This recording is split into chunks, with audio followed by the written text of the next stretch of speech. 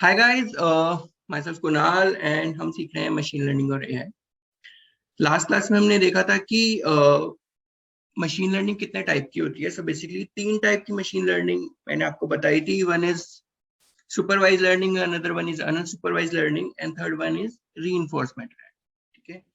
So now will learn something about supervise learning. Supervise learning दो तरीके की होती है। One is you can say regression and second is classification. Okay, तो इसमें मैं आपको डिफरेंस बताता हूँ।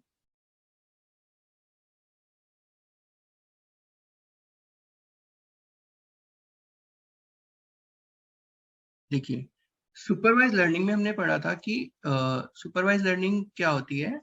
अगर हमें पता हो कि हमारा आउटपुट क्या है, so that is called supervise learning, और हमें उसको इम्प्रूव करना।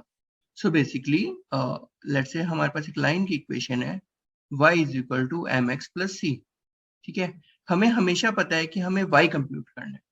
बस हमें y कंप्यूटेशन की जो टेक्निक्स हैं, जो हमें डिफरेंट डेटा गैदर हो रहा है एक्स वाई कॉम्बिनेशन का, उसको हमें मॉडल करना है, so that for every value of x we can get a y. ठीक है। इवन फॉर द वैल्यूज जिनके लिए हमारे पास डेटा नहीं है, लेट्स से मैं एक टेबल ड्रॉ करता हूँ। ओके, ये हमारे पास y है, ये हमारे पास x। ठीक है। अब लेट्स से यहाँ पे मेरे पास वैल्यू आ रही है, लीनियर केस लेते हैं 1 2 3 4। ठीक है, और ये भी 1 2 3 4। ठीक है। नाउ वी कैन सी के y is equal to y, basically y is equal to 1 into x plus 0। ये इस लाइन की इक्वेशन है। ठीक है। तो अगर हम इसको ड्रॉ कर दें, इस लाइन को, सो इस लाइन को ड्रॉ करने का फायदा क्या हुआ? इसको ड्रॉ करने का फायदा ये हुआ कि हमारे पास जो x की वैल्यूज थी 1 2 3 4, इनके लिए तो डेटा अवेलेबल था। ठीक है।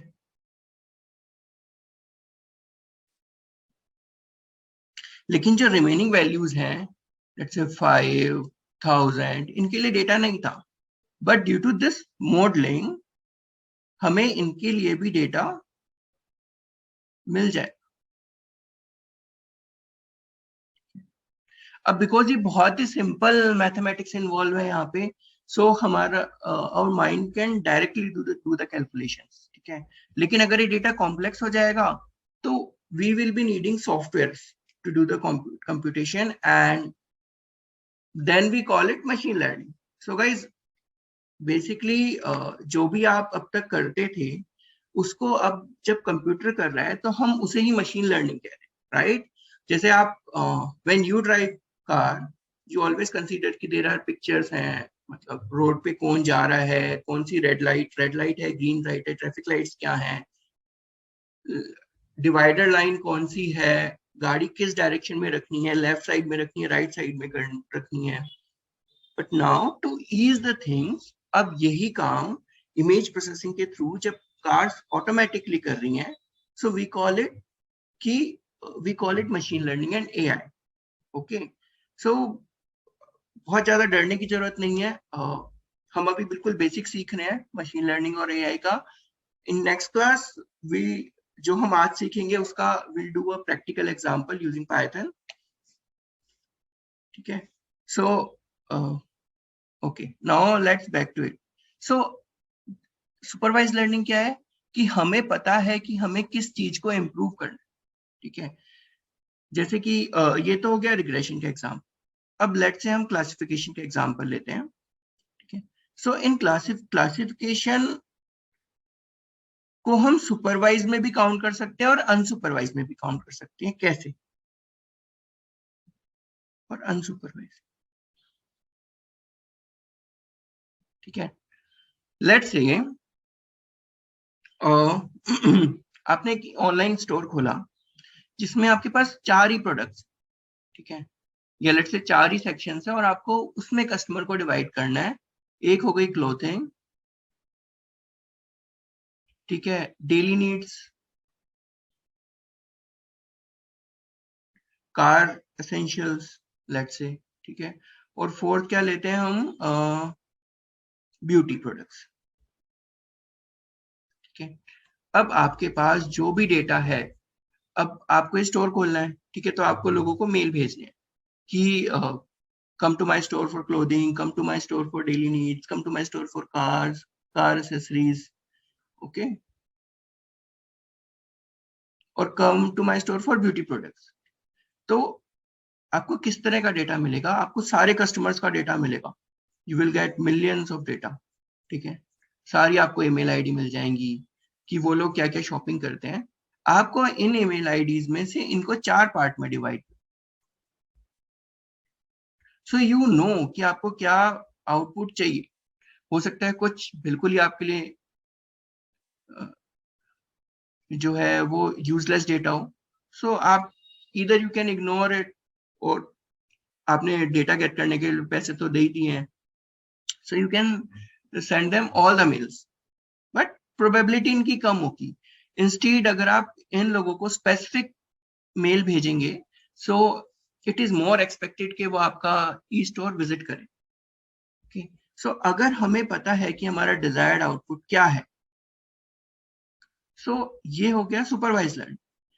अब लेट से आपके पास एक रैंडम डेटा आ गया, इसका एक दूसरा केस लेते हैं, ठीक है।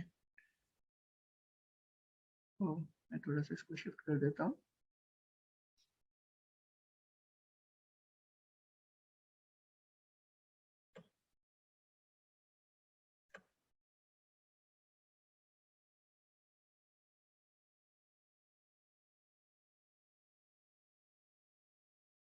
ओके, अब मैं एक दूसरा केस लेता हूँ जिसमें हम देखेंगे कि कैसे ये अनसुपरवाइज लर्निंग भी हो सकती है, क्लासिफिकेशन।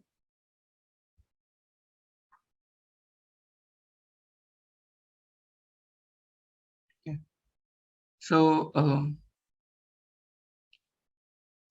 लेट्स से आपके पास बहुत सारा डेटा है, बहुत सारा डेटा है, बहुत, ठीक है, और आपको नहीं पता कि आपको उनको कैसे डिवाइड करना है, ठीक है। आपके पास जब आपने वो डेटा प्लॉट किया तो आपके रैंडम ग्रुप्स बन गए,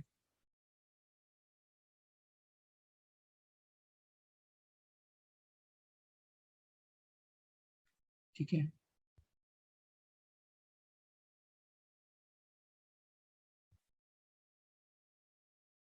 इसको ऐसे देखेंगे, ये आपके रैंडम ग्रुप्स बन गए, ठीक है। अब आपको नहीं पता कि इस डेटा को ये किस चीज के ग्रुप्स हैं, so what you can do is आप इन सबके जो भी कॉमन इंटरेस्ट हैं उनके अकॉर्डिंग इनके क्लस्टर्स बना सकते हैं, ठीक है।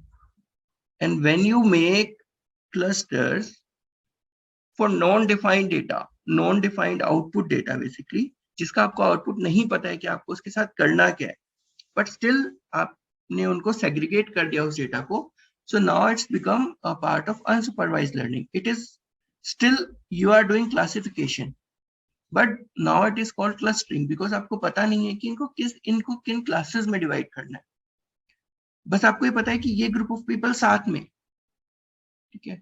सो ये इस तरह की, लेट से आपको कैंसर के सिम्टम्स एनालाइज करने हैं एक मेडिकल टीम को, ठीक है। तो उन्होंने देखा कि जो ये सिम्टम्स हैं ये होंगे तो कैंसर होगा, या ये सिम्टम्स होंगे तो कैंसर होगा, या ये सिम्टम्स होंगे तो कैंसर होगा। तो they classified these things, now they will do further analysis कि इन सिम्टम्स में है क्या, या ये जो पेशेंट्स थे इनमें क्या सिम्टम्स थे जिससे इनको कैंसर हुआ। बस उन्होंने इनको डिफरेंट कैरेक्टर्स के हिसाब से, या let's say different age group के अकॉर्डिंग